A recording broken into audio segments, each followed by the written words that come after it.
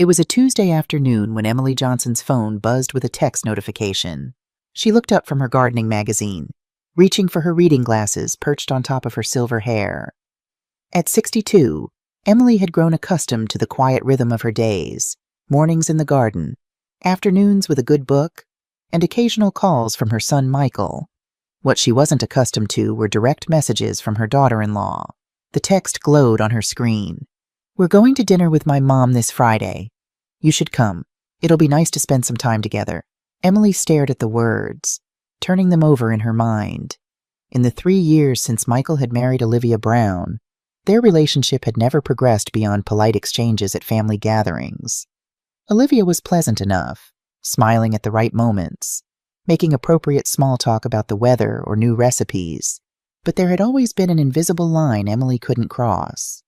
A carefully maintained distance that made Emily feel like a perpetual guest rather than family. "That's odd," Emily murmured to herself, setting down her magazine.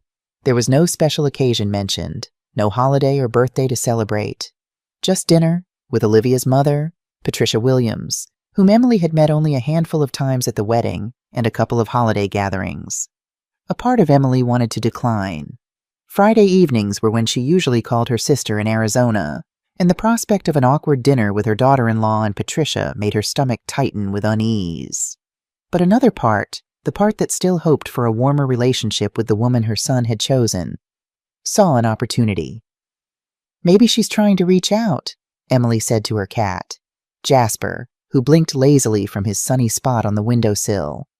Maybe this is her way of building bridges. After several minutes of deliberation, Emily typed a response. "I'd love to join you. Thank you for the invitation. What time and where should I meet you?" Olivia's reply came almost instantly.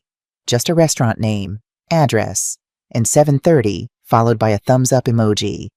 No smiley face, no additional words of warmth. Just the basic information transmitted with clinical efficiency. For the next few days, Emily vacillated between anticipation and anxiety. She changed her mind at least 4 times about what to wear, not wanting to appear overdressed or, worse, as if she hadn't made an effort.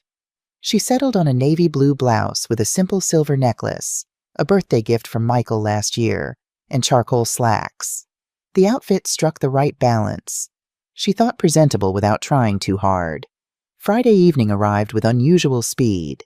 Emily found herself parking her modest sedan outside the Vineyard, one of those upscale restaurants with dim lighting and waiters who seem to glide rather than walk. She checked her lipstick in the rearview mirror, smoothed down her blouse, and took a deep breath. "Just be yourself," she whispered, an old habit of self-encouragement. "It's just dinner." But as she walked toward the entrance, a nagging feeling told her this wouldn't be just any dinner. She spotted Michael through the window, waving to catch her attention, and she smiled, pushing aside her apprehension. Whatever happened, at least her son would be there. Emily arrived 10 minutes early, a habit she'd never managed to break despite her son's good-natured teasing about her punctuality. As she approached the table, she saw Michael already seated, with Olivia beside him. Across from them sat a striking woman with perfectly styled blonde hair and a dress that likely cost more than Emily's entire outfit, Patricia Williams. Patricia stood to greet her, her smile wide and lipstick perfect. "So, this is the famous mother," she said, her voice pitched just slightly higher than natural. Her eyes scanned Emily from head to toe, lingering momentarily on her sensible shoes. Emily smiled politely, unsure if the word famous was meant as a compliment or something else entirely. "It's nice to see you again, Patricia," she said, taking the empty seat beside her. "Thank you for including me this evening." Michael leaned over to kiss her cheek. "Glad you could make it, Mom," he said, his voice warm but with an undercurrent of something Emily couldn't quite place. Nervousness. Perhaps a waiter appeared silently beside them, distributing menus and reciting the evening's specials with practiced elegance. Emily glanced at the prices and tried not to wince. It had been a while since she'd dined anywhere this expensive. "So, Emily," Patricia began after they'd ordered drinks, "Michael tells us you still live in the same house, the one where he grew up." Emily nodded. "Yes, I've been there for almost 30 years now. I couldn't imagine leaving my garden behind." "How charming," Patricia said, taking a sip of her water. "I move every few years myself. Can't stand feeling stuck." The slight pause before the last word hung in the air. "I wouldn't call it stuck," Emily replied evenly. "I call it having roots." Patricia's eyebrows rose slightly. "Of course, we all have different priorities." The conversation shifted to small talk about the menu and the unseasonably warm weather. Emily relaxed slightly, thinking perhaps she had misinterpreted Patricia's tone, but there was something in the woman's voice that made Emily feel like she was under evaluation. Each answer she gave was met with a slight nod or a knowing look, as if Patricia were collecting data points for some unseen assessment. "What do you do with yourself these days?" "Emily?" Patricia asked as their drinks arrived. "Since retirement, I mean." "I keep quite busy," Emily said. "I volunteer at the community garden twice a week. I'm in a book club, and I've recently started taking a watercolor class." "Watercolors," Patricia exclaimed with a laugh that didn't quite reach her eyes. "How traditional. I suppose that suits someone your age." Emily felt her cheeks warm slightly, but maintained her composure. "It's something I've always wanted to try. Age has nothing to do with learning new things." Michael shifted uncomfortably in his seat, glancing between the two women. Olivia just sipped her wine, watching the exchange with a small, enigmatic smile. When it came time to order, Patricia leaned toward the waiter and said in a stage whisper, "She'll probably order something simple. I'm guessing she wouldn't know what half the menu items are." The comment was followed by a light laugh, as if to signal it was just a joke, but Emily felt the heat rise to her face. She ordered the salmon with roasted vegetables, keeping her voice steady despite the embarrassment churning in her stomach. Michael's face had tensed, his eyes darting to his mother apologetically, but he said nothing. Emily gave him a small smile, trying to communicate that she was fine, even though she wasn't. As the food arrived, Emily had the distinct impression that this wasn't just about sharing a meal. Every question Patricia asked seemed designed to highlight some perceived inadequacy. How often Emily traveled rarely, whether she kept up with current fashion trends not particularly, if she used social media minimally. "Your son tells me you were an elementary school librarian before you retired," Patricia said, cutting into her filet mignon with surgical precision. "That must have been fulfilling, in its own small way." Emily nodded. "It was.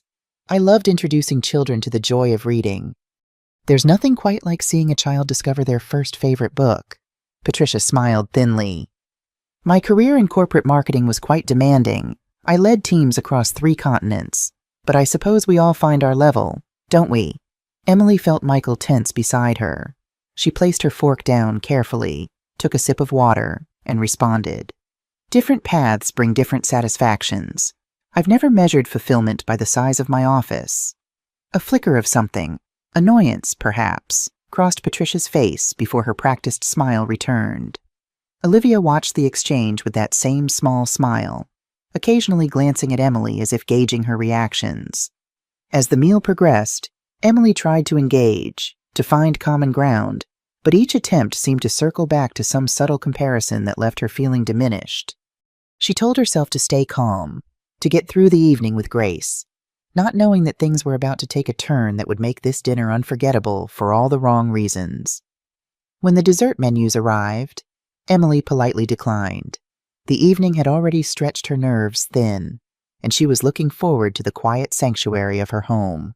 Patricia and Olivia, however, eagerly perused the offerings, debating the merits of chocolate mousse versus crème brûlée.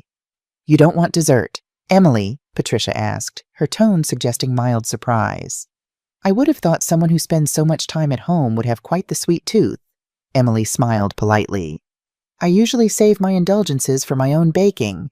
I made a lemon pound cake yesterday that turned out quite well." Patricia's eyes lit up, not with interest, but with opportunity. "Ah, baking. That's a perfect hobby for someone with a lot of time on their hands. When you don't have much else going on, I suppose you find ways to fill the hours." The table fell silent. Emily's fork, which had been moving absently around her nearly empty plate, stilled.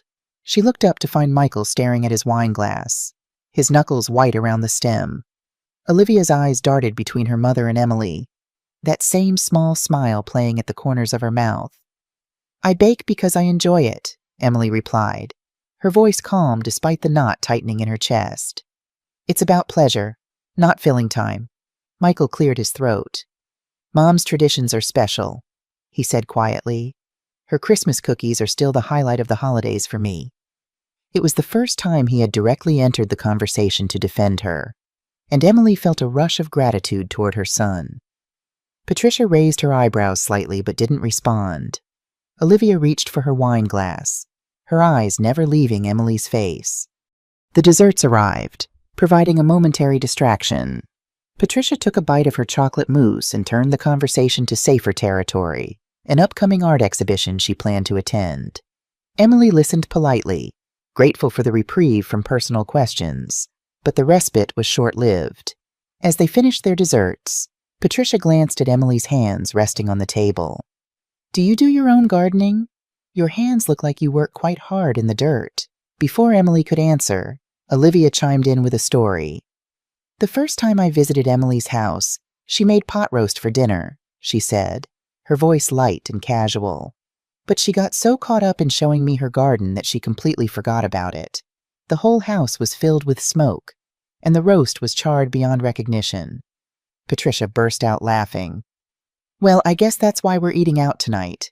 The two women shared a laugh, their eyes meeting in a moment of private amusement.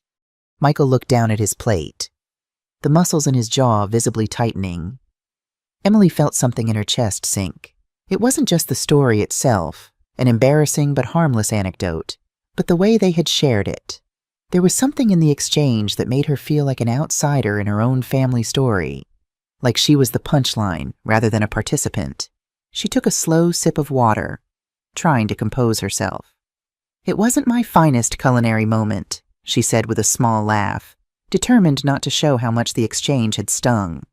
"But if we never made mistakes, we'd never have funny stories to tell." The conversation moved on, but Emily found herself more observer than participant.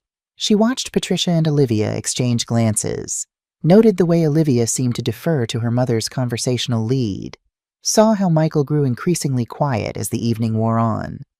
When the check arrived, Patricia pushed it toward Michael with a smile. "You're the man at the table, aren't you?" she said, the comment hanging in the air like a challenge. Michael took the bill without comment, glanced at it, and placed his credit card inside. As the waiter walked away, Patricia leaned back in her chair, swirling the last of her wine. "Well, I suppose we can call this a successful night," she said. "No one's walked out yet, so that's something." The comment might have seemed like an innocent joke to an outsider, but Emily felt its weight.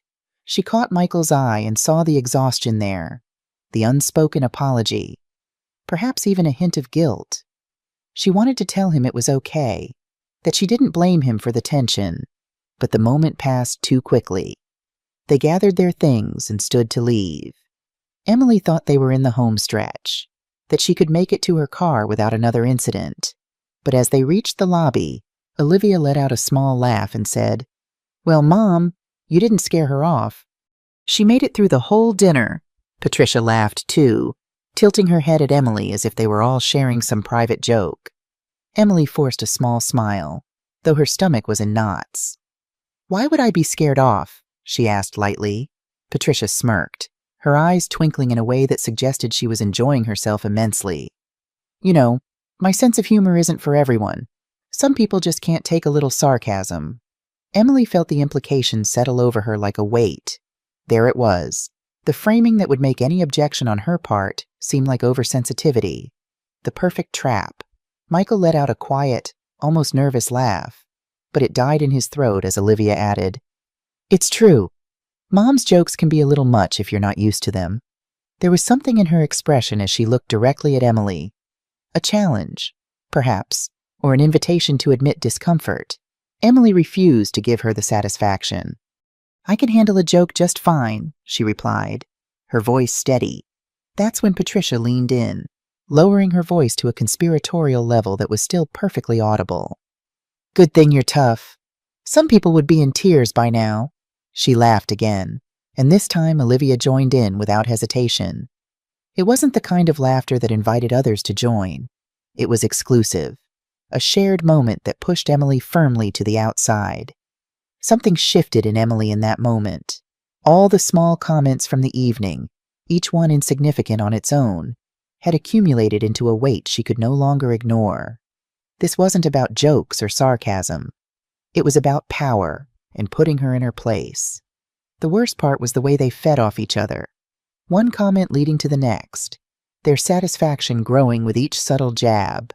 Michael collected his receipt from the waiter, his movements stiff with tension.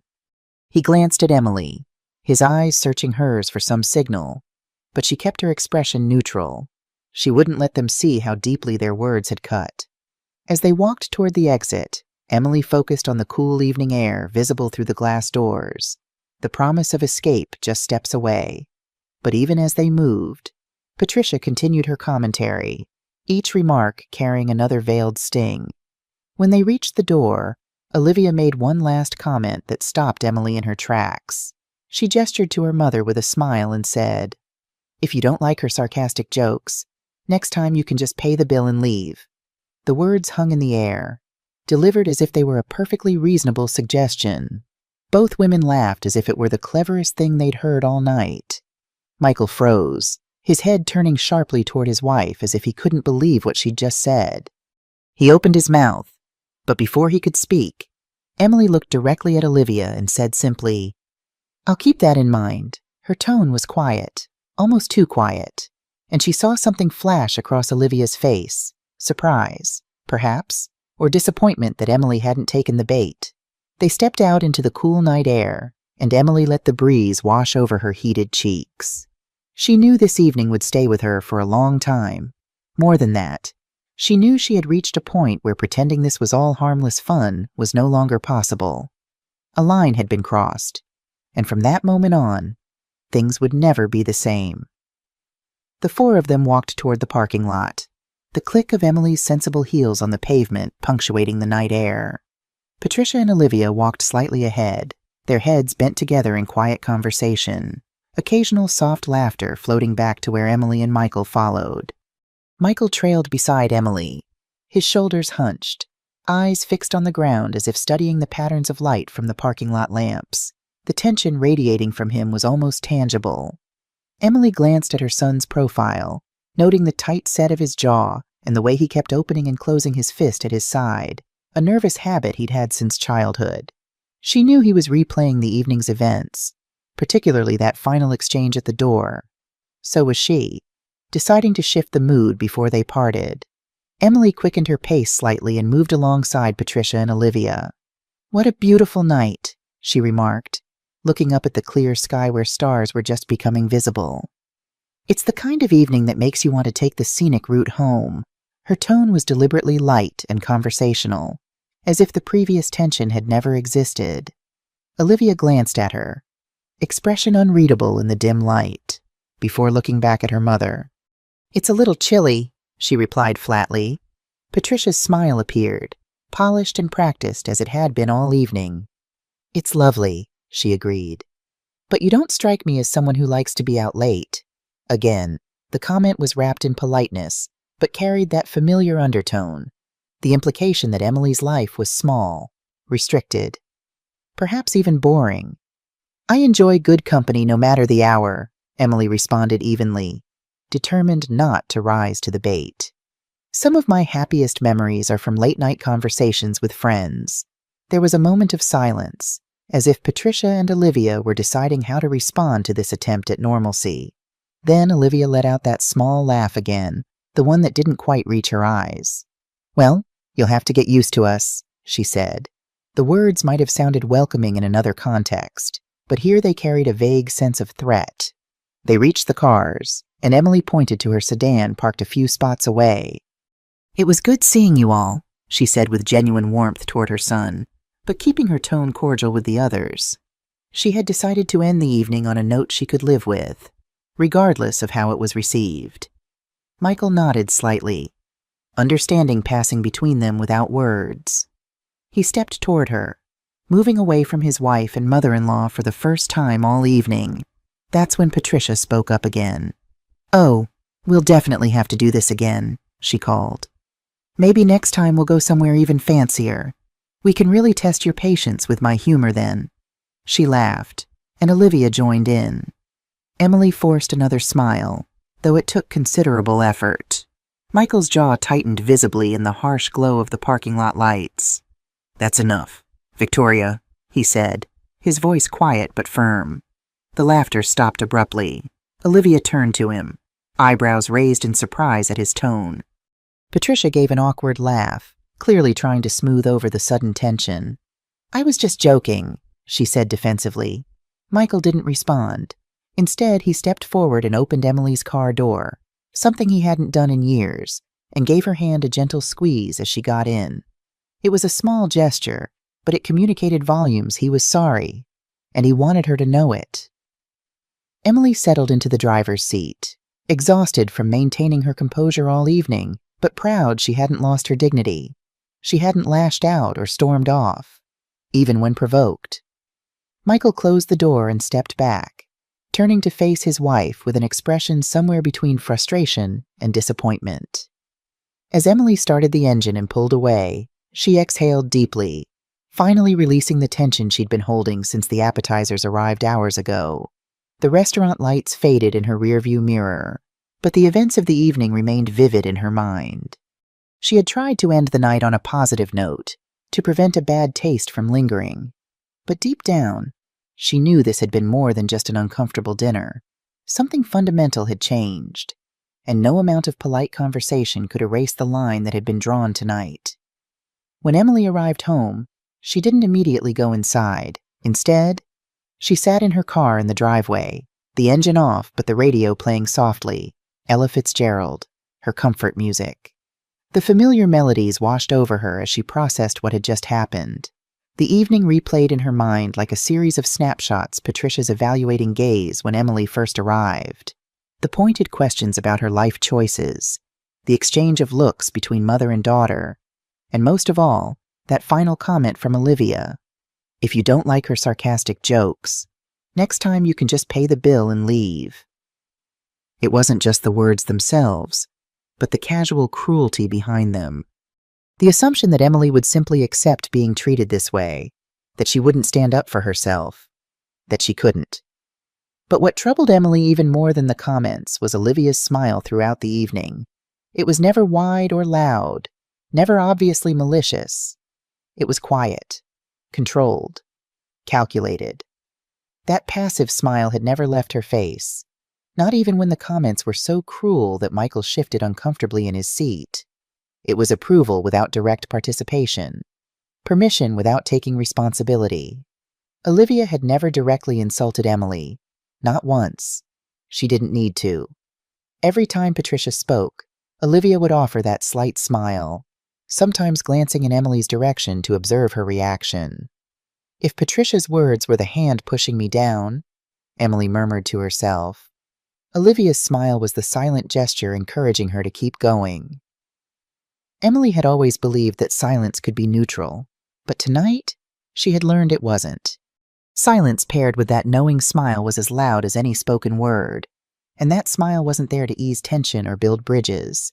It was the kind of smile that held the door open for someone else to do the dirty work. She thought back to the early days, before Olivia had married Michael. Olivia had been polite during her visits to Emily's home, even friendly in a reserved sort of way. Emily had attributed the distance to shyness or the natural awkwardness of getting to know each other. Now, looking back, she wondered if this was who Olivia had always been, someone who preferred to let others speak for her while she watched quietly from the sidelines. The song on the radio ended, and Emily finally turned it off. Jasper would be waiting for his evening treat, and sitting here dwelling on the evening wouldn't change what had happened. She gathered her purse and headed inside, determined not to let the experience rob her of sleep. The next morning, her phone rang just as she was finishing her second cup of coffee. Michael's name flashed on the screen, and Emily felt a mixture of relief and apprehension as she answered. "Mom." His voice was cautious, deliberate. "Did you make it home okay last night?" "Yes, dear. I was home by 10. There was a pause, the sound of a door closing on his end. "I want to apologize," he said finally. "Not for myself, but for them. I didn't know why they acted that way. I didn't expect the dinner to go like that." Emily could hear the strain in his voice, frustration simmering just beneath the surface. She wanted to ask why he hadn't said something sooner, why he had allowed the behavior to continue for so long, but she didn't. She could tell he was already struggling with those very questions himself. "It's okay, Michael," she said instead. "I didn't take it personally. It was a lie, but a kind one. It's forgotten. Another lie." She spared him the details of how Olivia's passive smile had bothered her more than any of the jokes. He wouldn't have been able to defend it without making excuses, and she didn't want to hear them. For the rest of the week, Emily went about her normal routine, tending her garden, attending her watercolor class, meeting her book club. But the memory of that dinner followed her like a shadow. She found herself replaying moments in her head, noticing things she hadn't at the time, the way Olivia would lean toward her mother when she spoke, the subtle nods of agreement, the slight curl of her lip when Emily tried to change the subject. Olivia hadn't been a mere observer. She had been a participant, just a quieter one. Emily realized the hardest part wasn't enduring the sarcasm. It was knowing that the person who should have been the bridge between her family and Michael's had chosen to stand firmly on the other side. That kind of silent alignment hurt more than open hostility because it made her question everything. If Olivia could sit through that dinner without once stepping in to soften the blows, what did that say about how she viewed Emily by Friday, exactly 1 week after the dinner? Emily knew she couldn't pretend it hadn't happened. There would come a point when she would need to address it, not with anger, but with clarity. She didn't want this unspoken tension to infiltrate every future family gathering, and she had a feeling that whether Michael realized it or not, he was coming to the same conclusion. She didn't know when that moment would come, but she sensed it wouldn't be long. The next time they were all together, the smiles, passive or otherwise, wouldn't be enough to mask the truth, and when that moment came, she would be ready to face it. What Emily didn't expect was that the opportunity would arrive so soon, and in the form of a single, deeply personal comment that would make even Olivia's practiced smile falter. The following Saturday, Emily was kneeling in her garden, carefully separating dahlia bulbs for replanting when her phone rang. It had been just over a week since the disastrous dinner. She pulled off her gardening gloves and reached for her phone, surprised to see Michael's number again. They'd already had their usual midweek chat on Wednesday. "Hello?" she answered, brushing a strand of silver hair from her forehead. "Mom?" Michael's voice sounded different, more determined somehow. "I'm calling to invite you over for lunch tomorrow. Just the 3 of us, at our house. Patricia won't be there," he added quickly, as if anticipating her hesitation. Emily sat back on her heels, considering the invitation. Part of her wanted to decline, to protect herself from further discomfort. But a stronger part, the part that had never been able to say no to her son, recognized this as an olive branch. "That sounds lovely," she replied, working to keep her tone neutral. "What time should I come over?" "Around noon. Olivia's making roast chicken." "I'll be there," she promised, then added, "It will be nice to see you both." After they hung up, Emily returned to her gardening, but her mind was elsewhere. She wondered about Olivia's involvement in this invitation. Had she suggested it? Or was this Michael's idea, and how would Olivia behave without her mother's presence? By the time Sunday arrived, Emily had resolved to approach the lunch with an open mind. Perhaps without Patricia's influence, Olivia would be different. Maybe they could reset after the tension of last week's dinner. Emily arrived precisely at noon, a small potted orchid in hand, a peace offering of sorts. The rich aroma of roasting chicken greeted her as Michael opened the door with a warm smile. "Come in, Mom. Lunch is almost ready." Their home was immaculate as always, Olivia's touch evident in the perfectly arranged throw pillows and precisely positioned coffee table books. Emily had always found it beautiful but slightly sterile, lacking the lived-in comfort she preferred in her own home. Olivia emerged from the kitchen, wiping her hands on a pristine apron. "Hello, Emily," she said with a polite smile that seemed softer than usual. "Thank you for coming." "Thank you for having me," Emily replied, extending the orchid. Just a small token for your table. Olivia accepted the plant with appropriate thanks, though Emily noticed she immediately placed it on a side table rather than the dining room centerpiece. A small detail, perhaps meaningless, but Emily filed it away nonetheless. The first part of the lunch progressed pleasantly enough. They made small talk about the garden, a new shop that had opened downtown, and an upcoming local festival. Emily felt her shoulders gradually relaxing as they ate the perfectly prepared meal. Olivia was an excellent cook. Emily had always acknowledged that. "The chicken is delicious," Emily complimented sincerely. "You have a real talent in the kitchen." "Thank you," Olivia replied, a genuine smile briefly flickering across her face. "I learned from my mother. She always said a good meal opens hearts for good conversation." Something in her tone made Emily glance up from her plate. There was an undercurrent there, a purpose behind the words that made Emily's relaxed mood begin to dissipate. As they finished their main course, Olivia's questions began to shift into more personal territory. "Have you been dating anyone since your divorce?"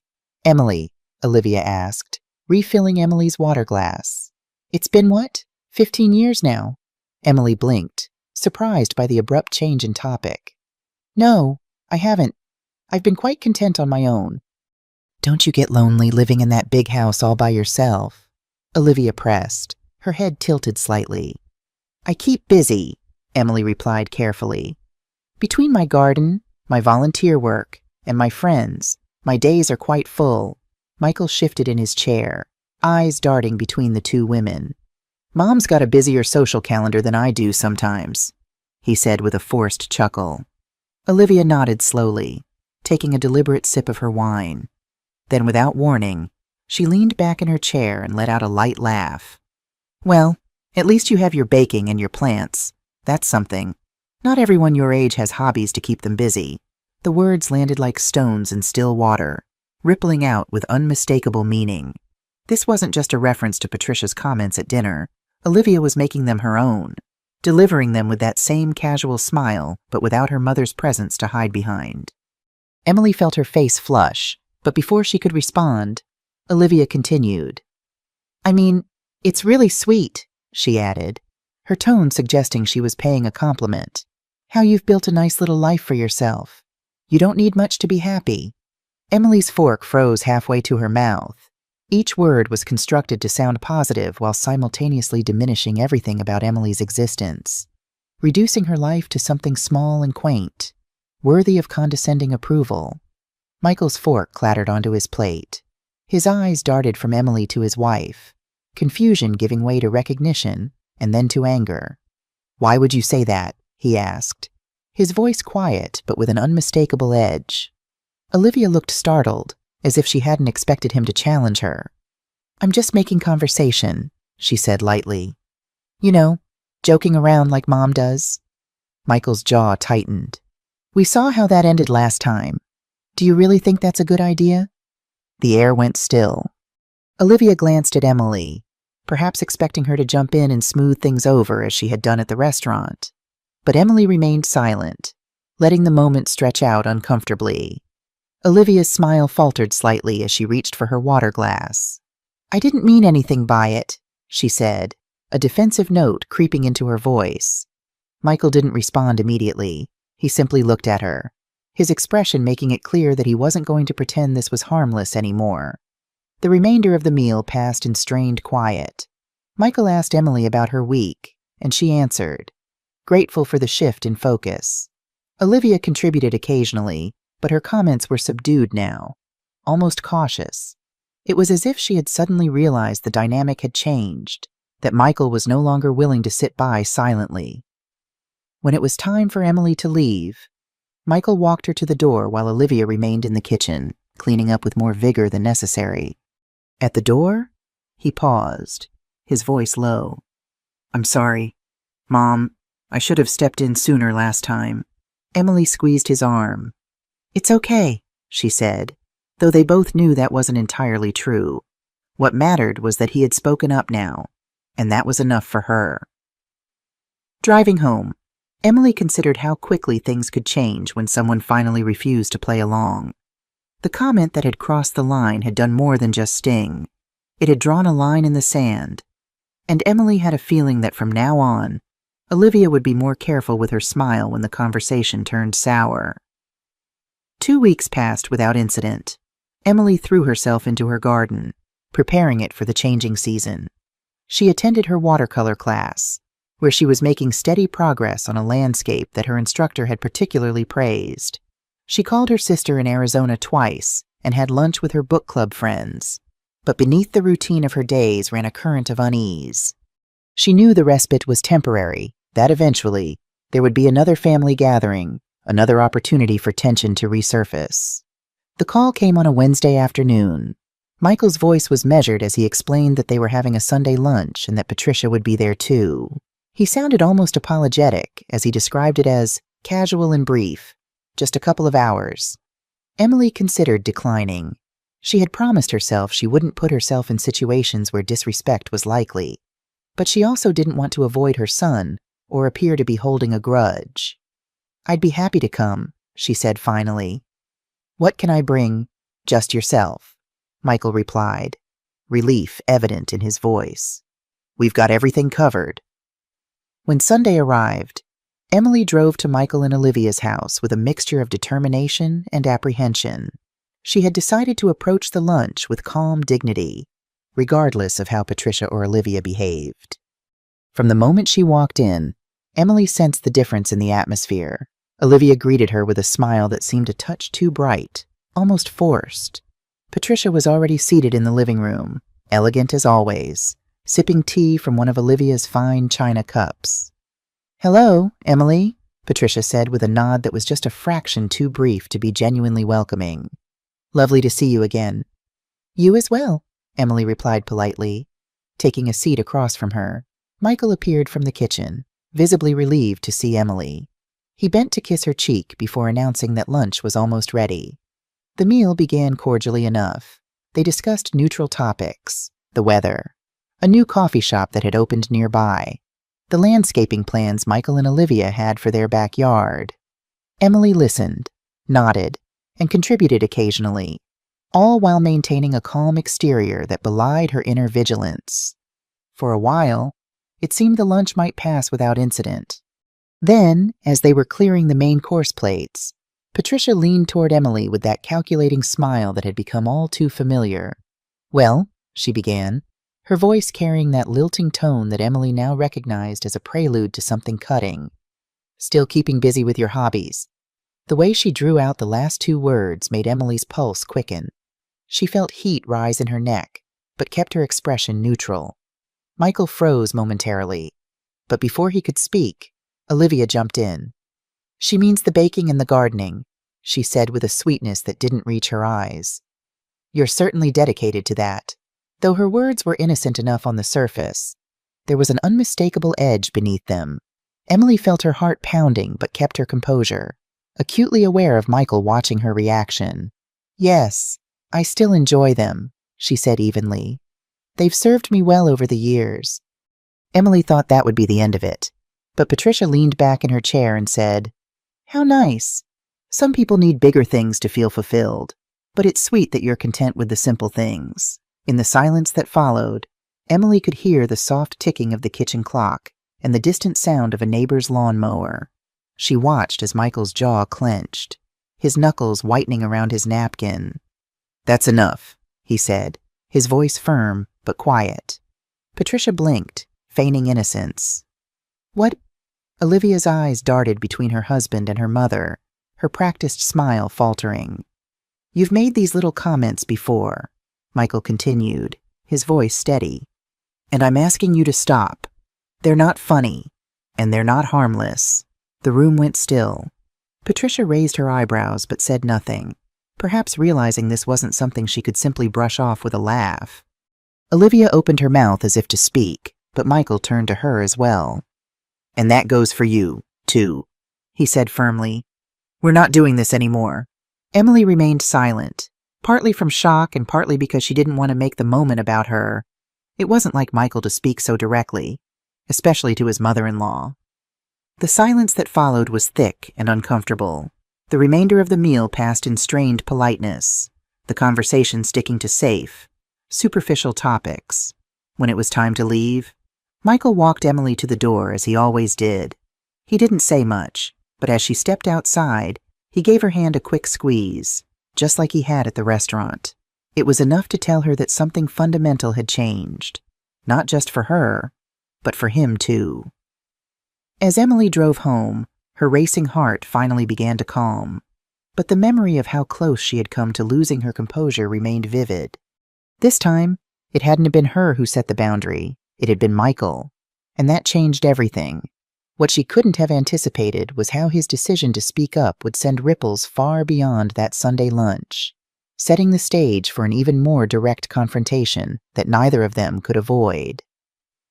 The week after the Sunday lunch passed quietly, Emily threw herself into volunteering at the community garden, where the spring planting was in full swing. Working with the soil had always been therapeutic for her, a tangible reminder that with proper care and patience, beautiful things could grow even after difficult seasons. She hadn't heard from Michael since Sunday, which was unusual. Typically, they spoke at least once midweek, even if just briefly. She considered calling him but decided against it. He was processing things in his own way, and she wanted to give him space to do that. When her phone finally rang on Thursday evening, Emily was surprised to see not Michael's name, but Olivia's on the screen. In 3 years of marriage. Olivia had called Emily directly perhaps twice, always about logistical matters like holiday plans. Emily hesitated before answering, steeling herself for whatever might come. "Hello? Olivia?" "Emily." Olivia's voice was cooler than the spring evening. "I think we need to talk about what happened on Sunday." Emily sat down at her kitchen table, absently stroking Jasper, who had jumped into her lap, sensing her tension. "I'm listening." "I think Sunday was unnecessary," Olivia began, her words measured and precise. "My mother was embarrassed, and it wasn't the time or place for personal grievances." Emily let the words hang in the air for a moment before responding. "I'm sorry your mother felt embarrassed," she said carefully. "But I don't believe Michael intended to cause embarrassment. He was setting a boundary." "A boundary," Olivia repeated, as if testing an unfamiliar word. "Over a few harmless comments." "Were they truly harmless if they made people uncomfortable?" Emily asked quietly. There was a pause, the sound of ice clinking against glass on the other end of the line. "My mother jokes that way with everyone," Olivia finally said. "It's just her personality. I don't understand why you're taking it so personally." Emily took a deep breath, recognizing the familiar tactic, framing the problem as her oversensitivity rather than their behavior. "I understand it was uncomfortable for you," she said firmly, "but it has been uncomfortable for me to be the target of those comments for months. Your husband said what needed to be said. I didn't step in because he was right." The line went quiet for so long that Emily wondered if Olivia had hung up. Finally, she heard a soft exhale. "You're reading too much into it," Olivia insisted, though her voice carried less conviction now. "My mom jokes with everyone.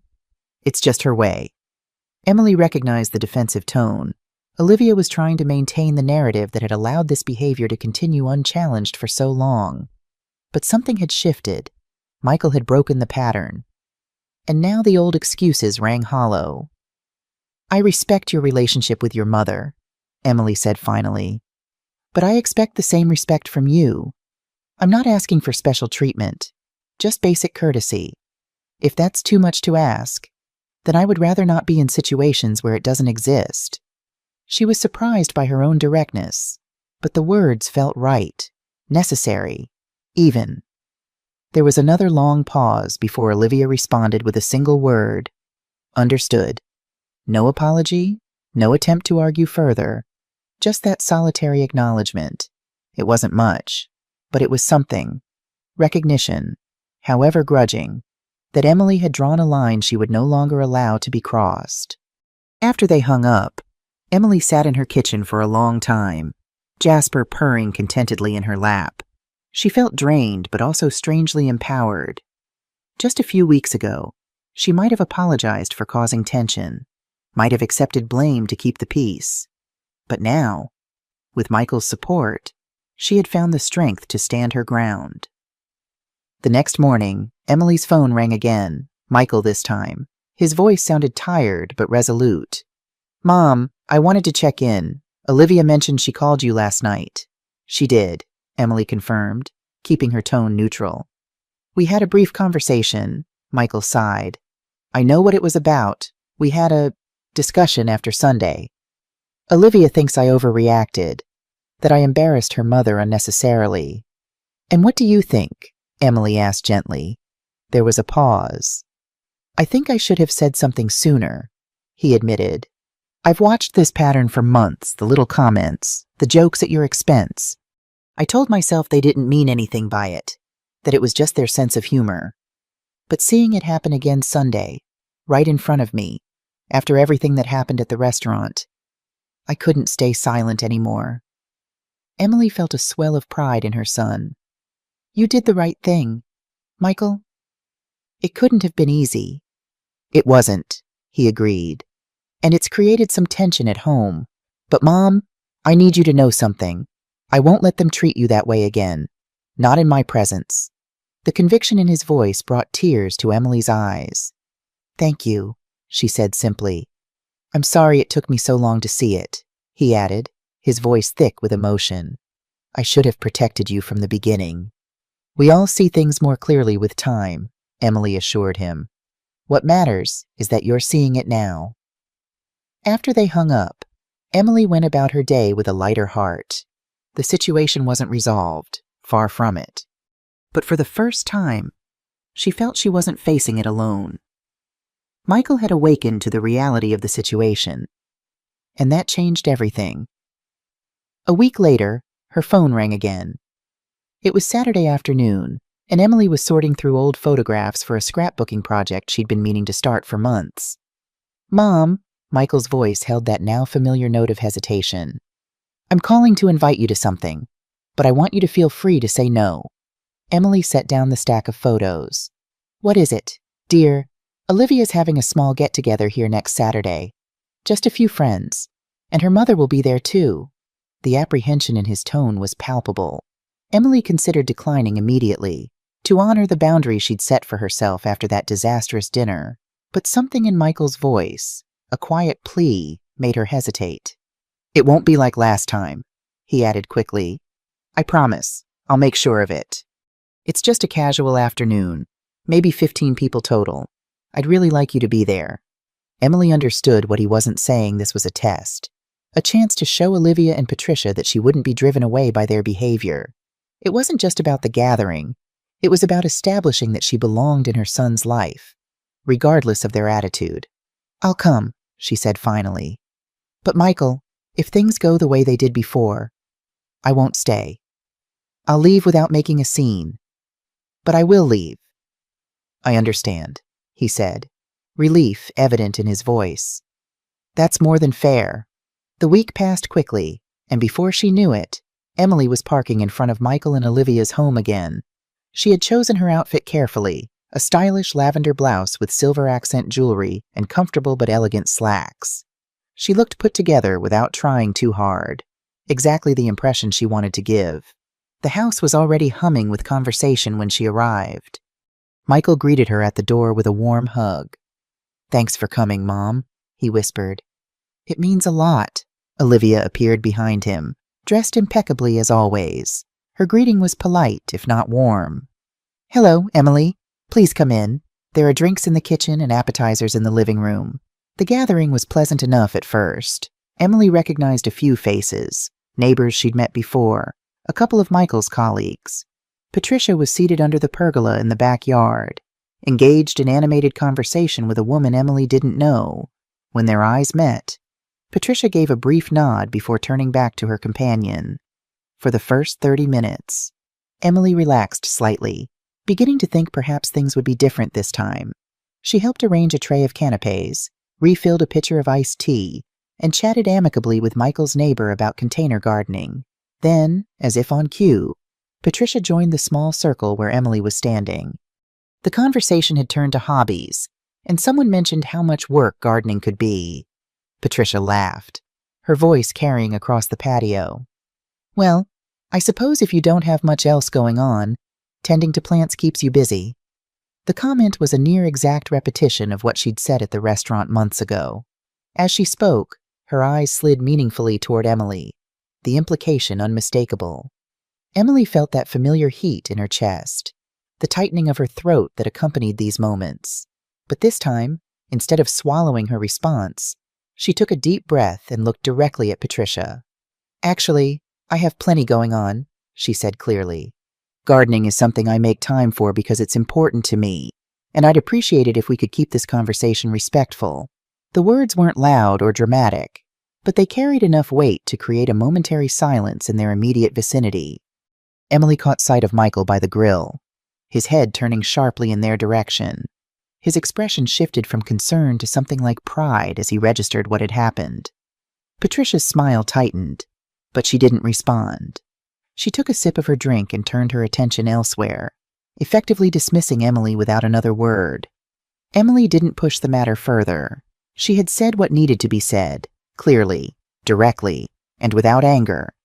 The boundary had been set, not by Michael this time, but by her. For the remainder of the afternoon, Patricia kept her distance. There were no more barbed comments or sarcastic jokes. Whether it was because Emily's words had made an impact, or because Patricia simply didn't want another public rebuke, was unclear. But the result was the same: peace, however tenuous. As the gathering began to wind down, Emily helped with cleanup, working alongside a couple of other guests to collect empty glasses and plates. Michael approached her as she was stacking dishes in the kitchen. "I saw what happened earlier," he said quietly. "You handled that perfectly." Emily shrugged, trying to downplay the moment. "I just told the truth, that's all." But inside, she knew it was more significant than that.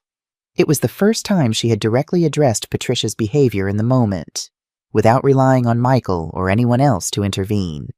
It felt like reclaiming something she hadn't even realized she'd given away: her right to stand up for herself, unapologetically. As Emily was leaving, she passed Patricia in the foyer. The older woman was gathering her designer purse and car keys, preparing to depart as well. "Good to see you, Emily," Patricia said, her tone neutral, neither warm nor overtly hostile. "You too, Patricia," Emily replied with equal neutrality.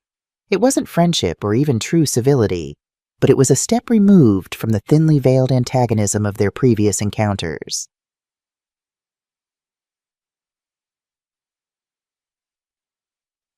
Emily counted that as progress. On the drive home, Emily reflected on how different the day might have been if she had remained silent, if she had let Patricia's comment pass unchallenged as she had so many times before. Perhaps no one would have noticed the slight. Perhaps the gathering would have continued smoothly without that moment of tension. But she would have noticed. She would have carried it home with her, adding it to the collection of small wounds she had accumulated over the months. Instead, she had chosen a different path, one that might be more difficult in the short term, but promised greater dignity in the long run. What Emily couldn't know was that this small stand would soon be tested again, and the choice she would make in that moment would permanently alter the dynamics of their family relationships. The following week passed uneventfully. Emily received a thank you text from Michael for attending the gathering, but otherwise, there was no mention of the confrontation with Patricia. It was as if everyone had tacitly agreed to move forward without rehashing what had occurred. Emily threw herself into preparations for the Community Garden's Spring Festival, scheduled for the upcoming weekend. As the volunteer coordinator, she had lists to finalize, schedules to arrange, and 1,000 small details to manage. The work was engrossing enough to push thoughts of family tension to the back of her mind, temporarily, at least. Then, on Thursday afternoon, her phone rang with an unexpected call. It was Patricia. Emily stared at the screen in surprise before answering. "Hello, Patricia?" "Emily." Patricia's voice was measured, formal. "I was wondering if you might have time to meet for coffee tomorrow. There's something I'd like to discuss with you." The request was so unexpected that Emily momentarily found herself at a loss for words. "Coffee," she repeated. "Yes, Olivia suggested it might be good for us to clear the air, so to speak." Emily considered declining. Her instincts warned her that this was unlikely to be the heartfelt reconciliation it might appear to be on the surface, but curiosity won out. "All right," she agreed finally. "Where and when?" They arranged to meet at a small cafe downtown at 2 p.m. After hanging up, Emily sat at her kitchen table, trying to anticipate what Patricia might want to discuss. The fact that Olivia had suggested the meeting was particularly interesting. Was this a genuine attempt at reconciliation, or something else entirely? The next day, Emily arrived at the cafe exactly on time, choosing a table by the window where the spring sunshine streamed in, warming the polished wood surface. She ordered a simple black coffee and waited, watching the door. Patricia arrived 5 minutes late, impeccably dressed as always in a tailored pantsuit that likely cost more than Emily's monthly pension. She spotted Emily immediately and approached with that same practiced smile Emily had come to recognize. "Emily," she greeted, setting her designer handbag on an empty chair. "Thank you for meeting me." "Of course," Emily replied, keeping her tone neutral. "Would you like to order first?" Once Patricia had returned with an elaborate latte adorned with intricate foam art, she settled across from Emily, folding her hands primly on the table. "Well," she began, "I understand there's been some tension lately, and I want to apologize if you took my comments the wrong way." The phrasing wasn't lost on Emily. It wasn't an apology for making hurtful comments. It was an apology for Emily's reaction to them. The subtle shift of blame was so skillfully executed that many people might have missed it entirely. Emily didn't respond immediately, letting the pause stretch just long enough for Patricia to shift slightly in her seat. "I appreciate you saying that," Emily said carefully, "but I need to be clear that this isn't about me taking things the wrong way. It's about how they were said and how they made me feel." Patricia nodded slowly, lips curved into that half smile that never quite reached her eyes. "I see," she replied, though her tone suggested she didn't. "It's just that I've always been sarcastic. People who know me well understand that. I never mean to hurt anyone." "That may be true," Emily acknowledged, keeping her voice steady. "But when someone tells you that something hurts, the intent doesn't erase the impact." For the first time, Patricia's smile faltered. She glanced out the window momentarily, watching a young couple walk past with a stroller before her eyes met Emily's again. "Well, I suppose I can try to be more careful," she conceded, though there was little genuine remorse in her tone. "But you have to understand, I'm not going to change who I am. I've been this way my whole life." There it was, the subtle refusal to accept true responsibility. In that moment, Emily realized this meeting wasn't about reconciliation. It was about checking a box, about being able to say she had made an effort without actually changing anything substantive. Still, Emily reminded herself that sometimes you had to accept the effort for what it was, even if it fell short of what you had hoped for. They finished their coffees with benign conversation about the weather, local news, and the cafe's pastry selection. The exchange was cordial but shallow, like tracing paper laid over a page of unspoken truths. When they stood to leave, Patricia gave Emily that same polite smile and said, "Well, I'm glad we could talk." Emily nodded, not trusting herself to say much more without revealing the disappointment simmering beneath her composed exterior. They walked out together and parted ways in the parking lot, each returning to their separate lives. On the drive home, Emily thought about how Michael would inevitably ask her how the meeting had gone. She knew she would tell him the truth, that Patricia had apologized. But it wasn't the kind of apology that changes things. It was the kind that keeps the peace on the surface while leaving the underlying issues untouched. By the time Emily pulled into her driveway, she had made an important decision. She didn't need Patricia to like her, to understand her, or even to agree with her. She just needed her to understand that there were boundaries that could not be crossed without consequences. If that understanding came through a genuine change in Patricia's behavior, all the better.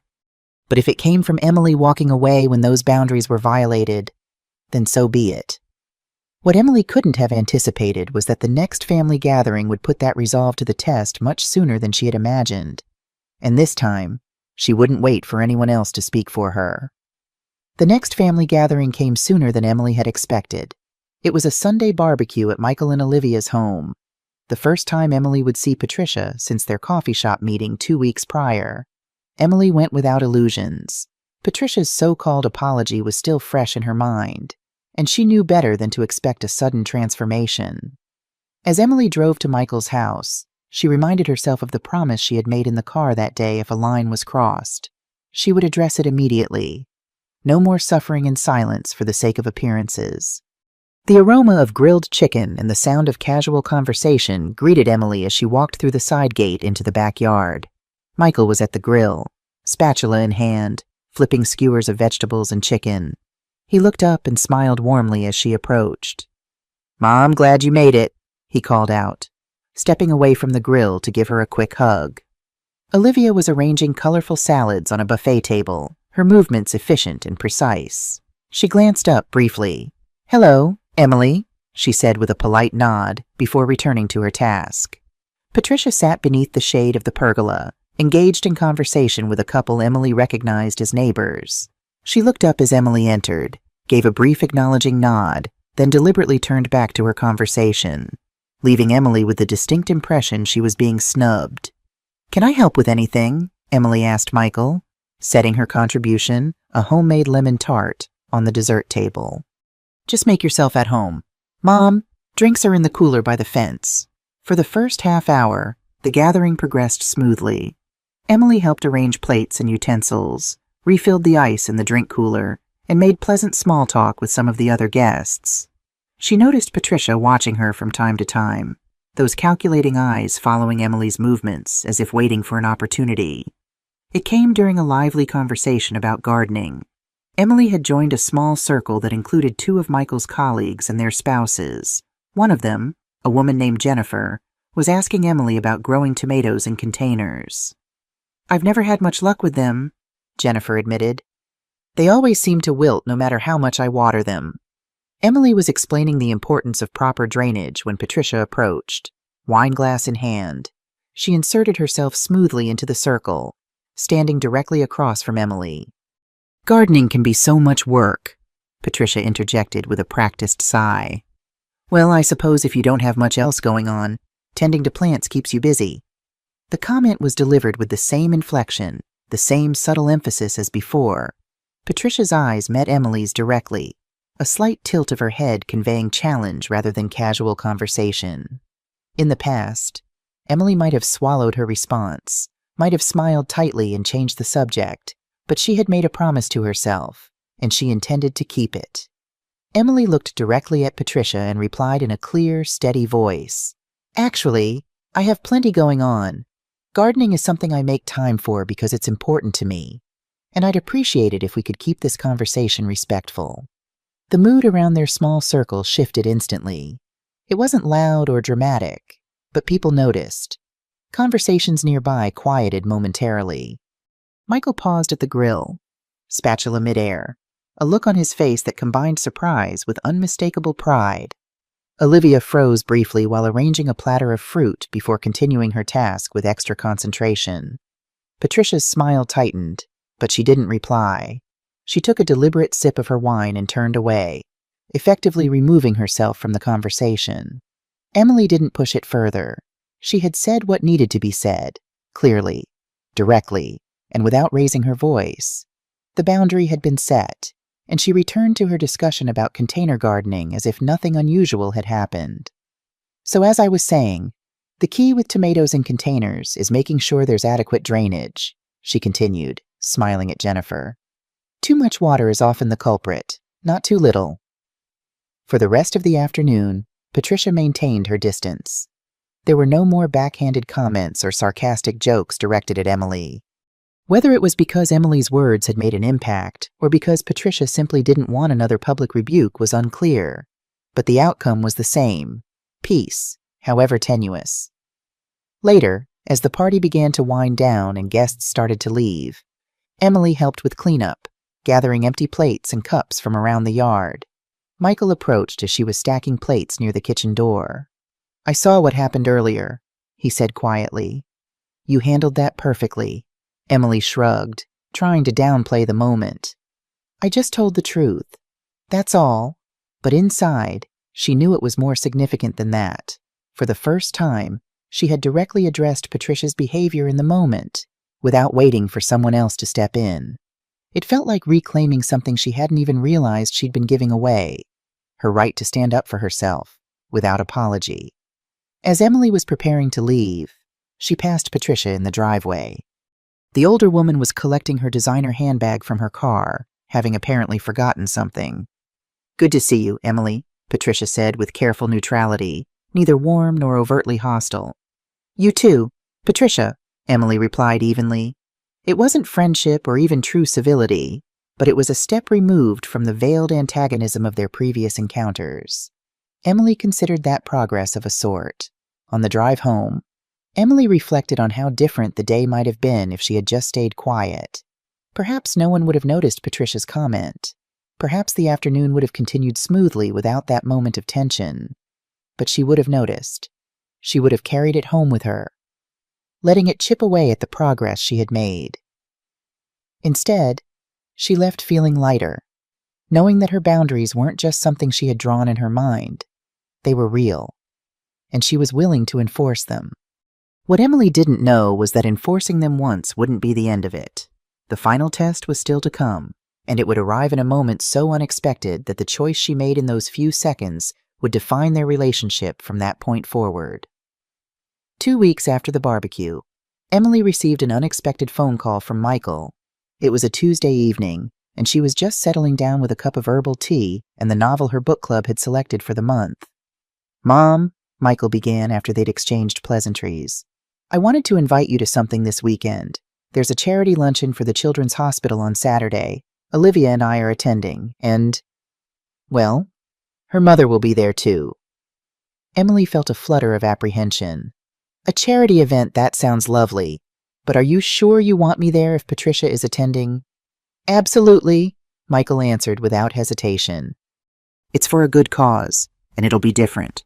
Public setting, lots of people, structured program. I'd really like you to come with us." Something in his voice, a quiet determination, told Emily this was important to him. Not just the event itself, but having her there, demonstrating that they could all coexist in the same space with civility. "All right," she agreed.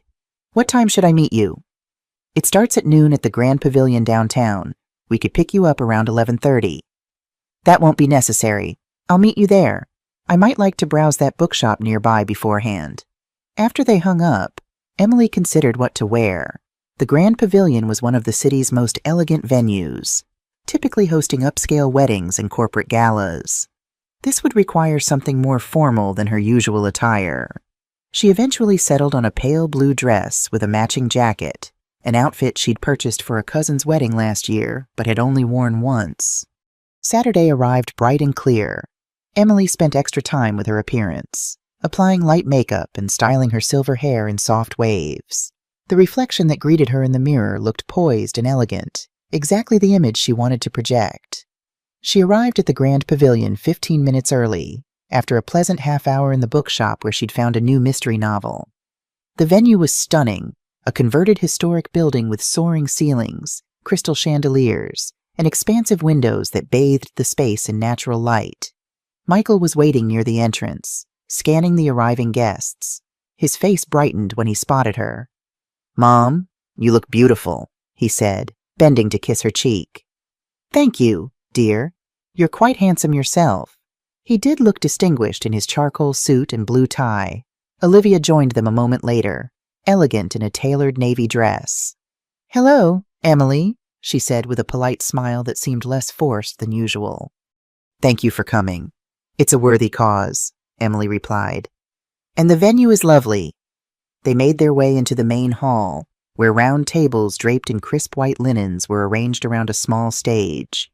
A string quartet played softly in one corner, and waitstaff circulated with trays of champagne and hors d'oeuvres. Patricia arrived shortly after, making her entrance in a designer dress that Emily estimated cost more than her monthly pension. She greeted Olivia with air kisses to both cheeks, nodded politely to Michael, and gave Emily a brief, assessing glance. "Emily," she acknowledged with a practiced smile. "How nice to see you again." "Likewise, Patricia. That's a lovely dress." "Thank you. Valentino's spring collection." I couldn't resist. The exchange was cordial, if not warm. Progress of a sort. Emily thought. They were seated at a table near the front, along with 2 other couples involved with the hospital foundation. For the first part of the event, everything proceeded pleasantly. They listened to several speakers, applauded the recognition of major donors, and enjoyed a well-prepared lunch of chicken piccata and seasonal vegetables. Michael kept the conversation at their table balanced, making sure to include everyone without being obvious about it. He seemed more relaxed than Emily had seen him at family gatherings in months, perhaps because the public setting and structured program left less room for tension. It was during the dessert and coffee service, when guests were encouraged to mingle before the final presentation, that the fragile peace was tested. Emily had stepped away to view the silent auction items displayed along one wall. She was examining a beautiful handcrafted quilt when she sensed someone beside her. Patricia stood there, coffee cup in hand, studying the same quilt with appraising eyes. "Beautiful workmanship," Emily commented, trying to maintain the cordial atmosphere they'd established so far. Patricia nodded. "Indeed, my mother used to quilt, before arthritis made it impossible, of course." For a moment, Emily thought they might actually have found common ground, a shared appreciation for craft work, a connection through their mothers, but then Patricia's gaze drifted to the buffet table, where guests were selecting desserts. "I see you're not having dessert," she observed, glancing at Emily's empty hands. "I guess you don't eat like this at home. This must be a real treat for you." The comment was delivered with that familiar casual tone that made it seem innocent on the surface. But Emily recognized the pattern immediately, the subtle implication that Emily's life was small and lacking compared to Patricia's own. Before Emily could respond, she sensed someone else joining them. Michael appeared at her side, his expression shifting as he registered what he'd just overheard. "We're not doing this," he said, his voice low but firm. Patricia blinked, clearly surprised that he would confront her so directly in a public setting. "What, I was just making conversation," she protested, her tone light, but her eyes narrowing. "You've been told before," Michael replied, keeping his voice down but his words precise. "If you can't speak respectfully, then keep your comments to yourself." A few nearby guests glanced over. Sensing the undercurrent of tension, Olivia quickly approached, concern etched on her face. "Is everything all right?" she asked, looking between her husband and her mother. "Nothing worth repeating," Michael answered, his tone leaving no room for discussion. Patricia forced a smile and walked away without another word, making her way to a table across the room where she engaged another guest in animated conversation. The remainder of the luncheon passed in subdued politeness. The conversation at their table stuck to safe topics: the weather, the presentations they'd heard, and the success of the fundraiser. Michael stayed close to Emily, perhaps to ensure there were no further incidents. Olivia was cordial, but quiet, and Patricia kept her distance. When the event concluded, Michael offered to walk Emily to her car. As soon as they were alone in the parking garage, the weight of the afternoon settled between them. The silence was thick with unspoken thoughts as they walked, their footsteps echoing against concrete walls. Emily looked at her son, his hands steady but his jaw tight, his gaze fixed forward. She could tell he was replaying the incident in his head, perhaps wondering if he had been too harsh or if he had said exactly what needed to be said. "You didn't have to do that," Emily said softly, breaking the silence. "Yes," Michael replied without hesitation, his eyes still focused ahead. "I did." The conviction in his voice was unwavering. "I'm not going to let her think it's okay anymore. I don't care if it's in public or private. She knows what she's doing." Emily didn't argue. She simply walked beside him, feeling a complicated mixture of pride and sadness. Pride in her son's strength and sadness that it had to be demonstrated this way. They reached her car in near silence, the only sounds the occasional click of a car lock or distant voices of other departing guests. When she unlocked her door, Michael finally turned to face her directly. "You've put up with too much for too long," he said, his voice steady, but his eyes revealing the emotion beneath. "That ends now." Emily nodded, not trusting her voice to remain, even if she spoke.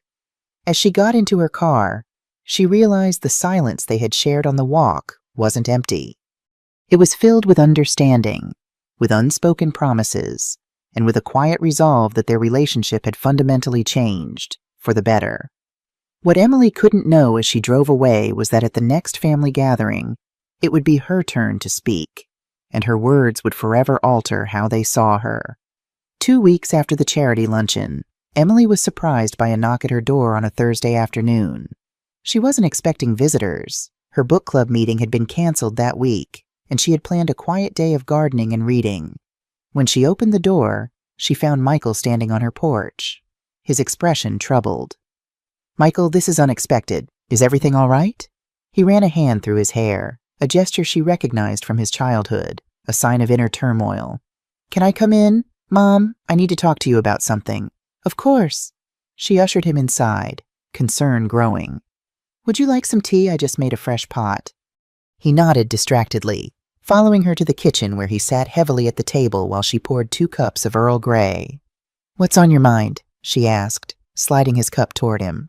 Michael wrapped his hands around the warm mug but didn't drink. "I've been thinking a lot since the charity luncheon, about Patricia, about Olivia, about you." Emily waited, giving him space to collect his thoughts.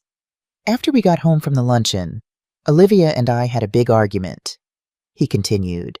"She thinks I'm being overprotective, that I'm making a mountain out of a molehill when it comes to her mother's comments." Emily nodded. "That must have been difficult." "It was. But what bothers me most is that she still doesn't see it. She keeps saying her mother doesn't mean anything by it, that it's just her way of joking around." He looked up, meeting Emily's eyes directly. "But it's not a joke if the person on the receiving end isn't laughing, is it?" "No," Emily agreed softly. "It's not." I told her that. I asked her how she would feel if someone spoke to her mother that way. He shook his head. "She said it was different, that I was being too sensitive on your behalf." Emily sipped her tea thoughtfully. "People often defend what's familiar to them. Olivia has grown up with her mother's way of communicating. It probably doesn't register as hurtful to her because it's what she knows." Michael's expression softened slightly at Emily's attempt to understand rather than condemn. "That's generous of you, Mom. More generous than I've been feeling lately." "Understanding isn't the same as accepting," Emily clarified. "I can understand why Olivia might defend her mother while still believing the behavior is wrong." Michael nodded slowly. "I've been thinking about that too, about all the times I stayed quiet when I should have spoken up." He looked down at his untouched tea. "I'm sorry, Mom. I should have defended you from the beginning." Emily reached across the table to cover his hand with hers. "You're defending me now. That's what matters." They sat in comfortable silence for a moment before Michael spoke again, his voice hesitant. "There's something else. Olivia's birthday is next Saturday. We're having a small dinner party at our house. Nothing fancy, just a few friends, and her mother, of course." Emily felt a familiar tightness in her chest at the mention of Patricia, but she kept her expression neutral. "That sounds lovely.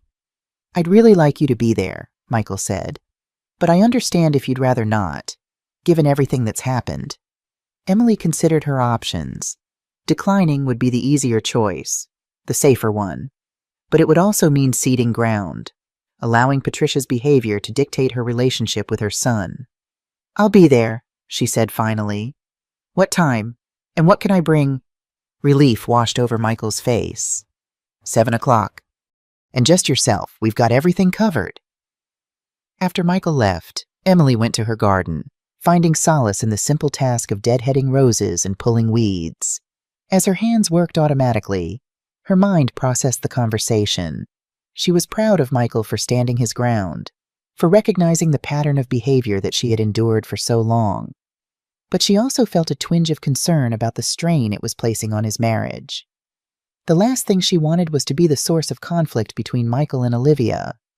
At the same time, she knew that healthy relationships required honesty and respect, qualities that had been noticeably absent in her interactions with Patricia and, by extension, with Olivia. Perhaps this confrontation was necessary, uncomfortable as it might be. By the time Saturday arrived, Emily had prepared herself mentally for whatever the evening might bring. She had chosen her outfit carefully, a deep burgundy wrap dress that was both elegant and comfortable, and had purchased a small gift for Olivia, a delicate silver bracelet she had noticed in a boutique downtown. Emily arrived at exactly 7, a bottle of Olivia's favorite wine in hand along with the wrapped gift. Michael answered the door, relief evident in his smile. "Thanks for coming, Mom," he said quietly as he took her coat. The house was already filled with the sound of conversation and laughter. About a dozen guests mingled in the living room, drinks in hand. Olivia was at the center of a small group, wearing a new dress that accentuated her slender figure, her hair styled in an elegant updo. She looked up as Emily entered, her smile polite but noticeably cooler than her greeting to other guests. Patricia was stationed near the fireplace, wine glass in hand, holding court with 2 women Emily didn't recognize. She glanced briefly in Emily's direction but made no move to acknowledge her. The evening proceeded much as Emily had expected. She made polite conversation with the guests she knew, complimented Olivia on her dress, and did her best to maintain a pleasant demeanor despite the undercurrent of tension she could feel whenever Olivia or Patricia was nearby. Dinner was served at 8, an impressive spread of Olivia's signature dishes, including the roast chicken that had been served at their first uncomfortable lunch months ago. The conversation around the table was lively, focusing on safe topics like recent movies and local events. It wasn't until they were clearing the dinner plates that Emily noticed Patricia watching her with that calculating expression she had come to recognize as a prelude to something unpleasant. Emily braced herself, determined to maintain her composure no matter what came. The moment arrived as dessert was being served, a beautiful chocolate cake decorated with fresh berries. Patricia had positioned herself directly across from Emily at the table, her eyes never leaving Emily's face as she accepted a slice. "Emily," Patricia began, her voice carrying just enough to be heard by those nearby. "I was just telling Sarah here about my recent trip to Europe. Have you traveled much since retirement? Or do you prefer to stay close to home with your gardening?" The emphasis on the last word was subtle but unmistakable, another attempt to diminish Emily's choices and interests. Several guests paused in their conversations, sensing the shift in tone. Emily set her dessert fork down carefully. She had promised herself she wouldn't react emotionally, wouldn't give Patricia the satisfaction of seeing her flustered. Instead, she looked directly into the older woman's eyes and spoke clearly. "I've been fortunate enough to visit several countries over the years, though I haven't been to Europe recently," she replied evenly. "But I've found that the quality of experiences isn't measured by distance. Some of my most meaningful moments have happened right in my own garden. There's something profound about nurturing growth. Don't you think?" Patricia's smile tightened, clearly not having expected this composed response. "How quaint," she murmured, reaching for her wine glass, before she could continue. Michael cleared his throat. "Mom's garden has been featured in the local garden tour 3 years running," he said, pride evident in his voice. "Her roses won first place at the county fair last summer." Emily felt a rush of gratitude toward her son, but before she could respond, Patricia let out a small laugh. "Well, isn't that sweet? Ribbons for flowers. I suppose we all find our level of achievement." The table fell silent. Even those who hadn't been following the exchange closely could sense the deliberate condescension in Patricia's tone. Olivia looked up sharply, her eyes darting between her mother and Emily, a flicker of discomfort crossing her face for the first time. Emily took a slow, deep breath, centering herself before responding. When she spoke, her voice was calm but carried a quiet authority that seemed to command attention from everyone at the table. "You know, Patricia, I've been wondering something for quite some time now. What exactly do you hope to gain by repeatedly trying to make me feel small? Does it make you feel larger somehow? Because I have to tell you, from where I'm sitting, it accomplishes exactly the opposite."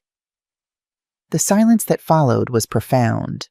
Patricia's face froze in an expression of shock, as if she had never expected to be called out so directly.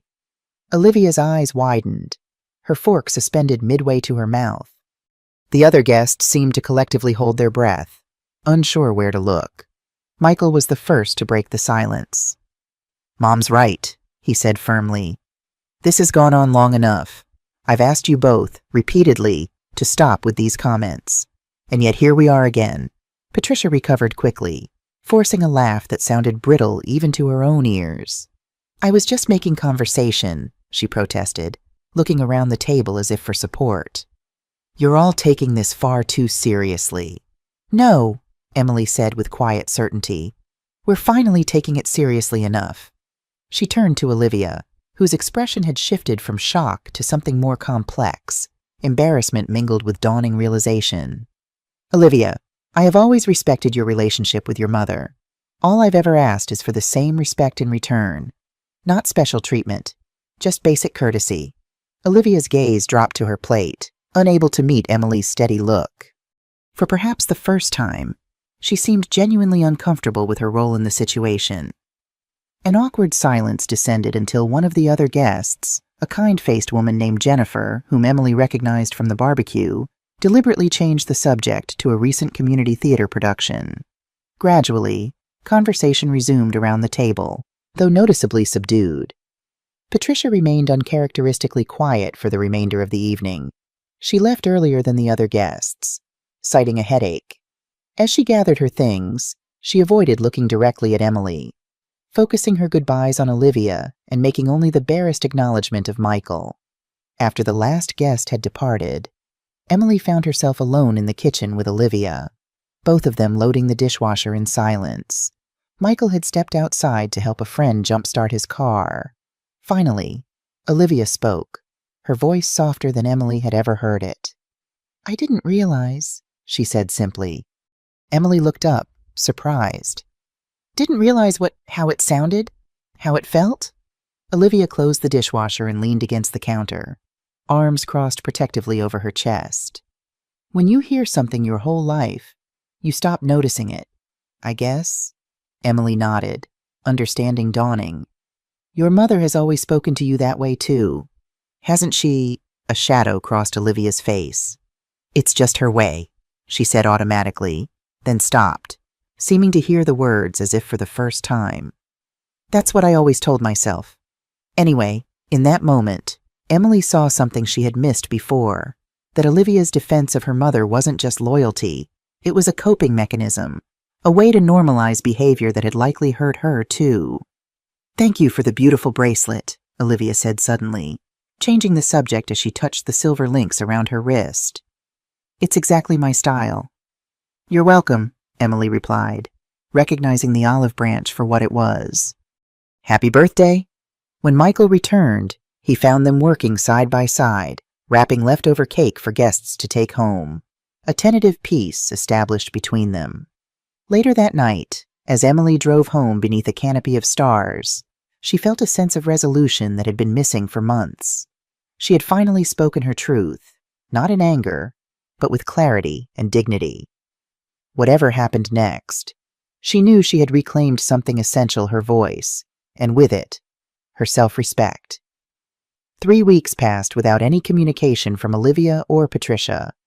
Michael called regularly, but made no mention of his wife's mother, focusing instead on work and other family matters. Emily didn't ask, sensing that something was shifting behind the scenes. Then, on a Wednesday morning in late spring, Emily's doorbell rang unexpectedly.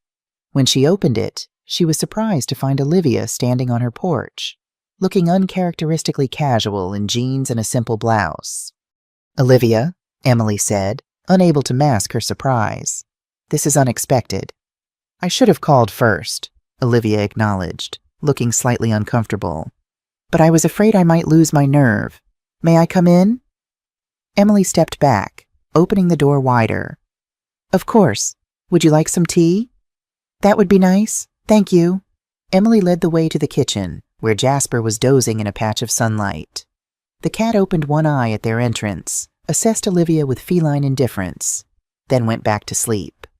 As Emily prepared the tea, she noticed how Olivia's eyes wandered around the kitchen, taking in details she had likely never paid attention to before: the collection of hand-painted mugs on open shelving, the vintage botanical prints framed on the wall, the well-tended herbs growing in pots on the windowsill. "Your home is very peaceful," Olivia observed as Emily set 2 steaming mugs on the table. "Thank you. I've tried to make it a sanctuary." They sat across from each other, an awkward silence settling between them. Olivia traced the rim of her mug with one finger, clearly gathering her thoughts. "I owe you an apology," she finally said, her voice quiet but steady. "A real one, not the kind my mother gives." Emily remained silent, giving Olivia space to continue. After the dinner party, Michael and I had a long conversation. Several, actually. She took a deep breath. He helped me see things I've been blind to, things I didn't want to acknowledge. Emily nodded encouragingly. That couldn't have been easy. It wasn't. It still isn't. Olivia met Emily's gaze directly for perhaps the first time. My mother has always been critical of everyone, but especially of me. I learned early on that it was easier to align with her than to be her target. The admission hung in the air between them. Emily felt a surge of compassion, seeing Olivia not as an adversary, but as someone who had developed her own coping mechanisms in response to a difficult relationship. "When I married Michael," Olivia continued, "I didn't want her criticism to touch him, so I became the buffer. I learned to redirect her attention, to give her other targets." She looked down, shame coloring her cheeks. "And you became one of those targets." "I suspected as much," Emily said gently, "though I didn't fully understand why until now. It wasn't conscious, not at first, but when I saw how easily you became her focus, I was relieved it wasn't me. Or Michael." Olivia's voice cracked slightly. "I'm not proud of that." Emily reached across the table, hesitating briefly before placing her hand over Olivia's.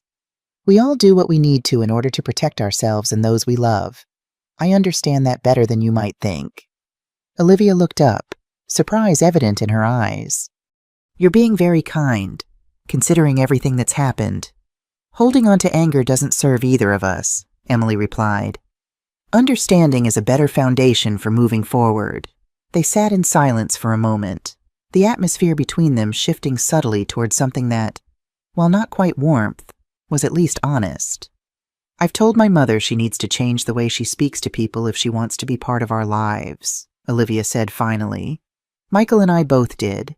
She didn't take it well." Emily could imagine the scene, Patricia's indignation, her refusal to accept criticism, her insistence that everyone else was being too sensitive. "I'm sorry. That must have been difficult for you." "It was necessary," Olivia said with unexpected firmness. "Long overdue, actually. We've given her some space to think about it. Whether she changes or not is up to her. But the boundary is clear now." Emily nodded, impressed by Olivia's resolve. "That takes courage." "I learned it from watching you." "Actually," Olivia admitted. "The way you spoke up at the dinner party, with dignity, not anger. I've never seen anyone stand up to her like that before." The compliment was unexpected, and Emily felt a warmth spread through her chest. "Thank you for telling me that, and for coming today." As Olivia prepared to leave an hour later, she paused at the door. "Michael and I are hosting a small dinner next month for our anniversary. We'd very much like you to be there."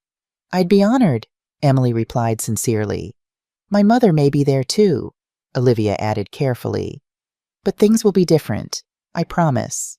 Emily smiled. "I believe you." After Olivia left, Emily sat in her garden for a long time, processing the conversation.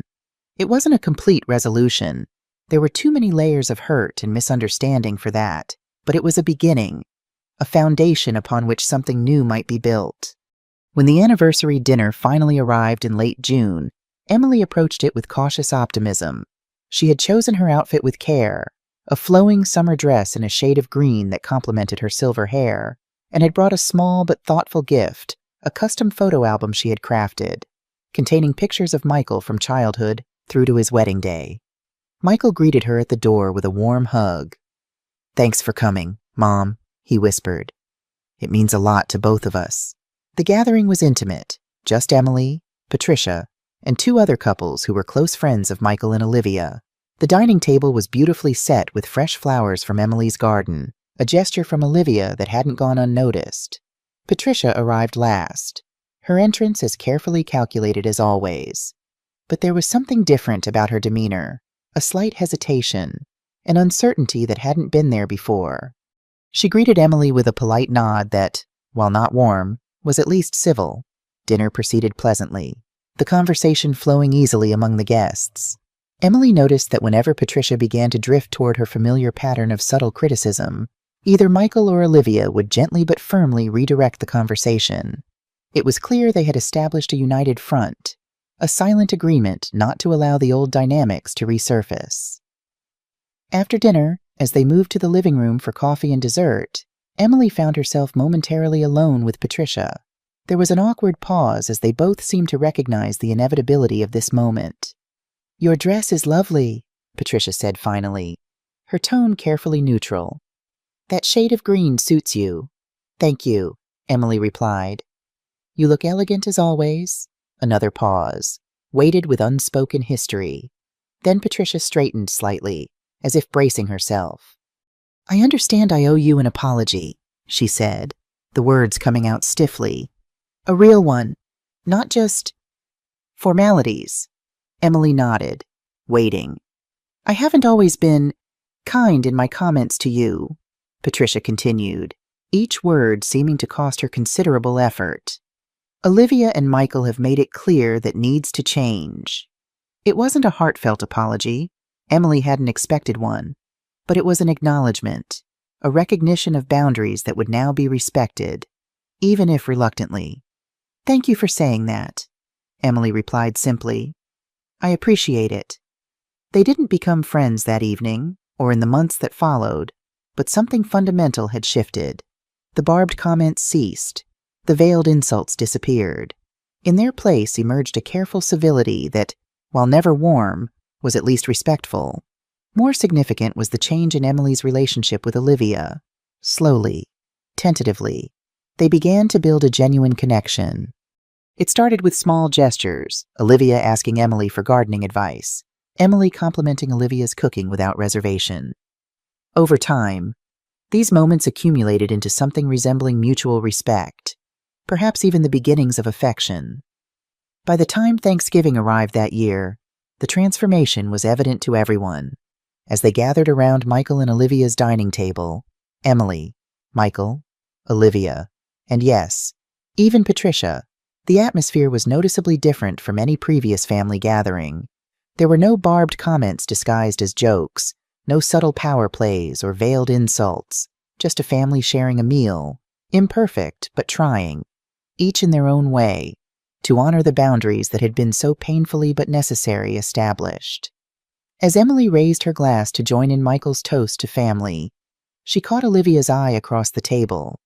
The younger woman gave her a small smile, genuine, unguarded, perhaps even a little warm.